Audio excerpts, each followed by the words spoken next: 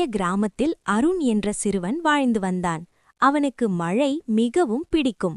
ஆனால் அந்த ஆண்டு கிராமத்தில் பல நாட்களாக மழை பெய்யவில்லை. வயல்கள் உலர்ந்து போயின, கிணறுகள் கிட்டத்தட்ட காலியாகிவிட்டன. ஒருநாள் அருண் வீட்டின் முன் அமர்ந்து வானத்தை பார்த்து கொண்டிருந்தான். ஏன் மழை வரவில்லை என்று அவன் கவலையுடன் அம்மாவிடம் கேட்டான். அம்மா சிரித்துக்கொண்டு, இயற்கைக்கு நேரமிருக்கிறது, பொறுமையாக காத்திருக்க வேண்டும் என்றார். அடுத்த நாள் அருண் தனது நண்பர்களுடன் சேர்ந்து கிராமத்திலுள்ள மரங்களுக்கு தண்ணீர் ஊற்ற ஆரம்பித்தான். மரங்களை காப்போம், மழையும் வரும் என்று அவன் நண்பர்களிடம் சொன்னான்.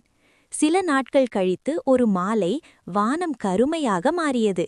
திடீரென்று காற்று வீசத் தொடங்கியது. சில நிமிடங்களில் மழைத்துளிகள் பூமியை தொட்டன. மழை மழை என்று அருணும் அவன் நண்பர்களும் மகிழ்ச்சியுடன் குதித்தார்கள். வயல்கள் தண்ணீரால் நிரம்பின. கிராம மக்கள் அனைவரும் மகிழ்ந்தார்கள். அம்மா அருணிடம் கூறினார், நாம் இயற்கையை காப்பாற்றினால் இயற்கையும் நம்மை காப்பாற்றும்.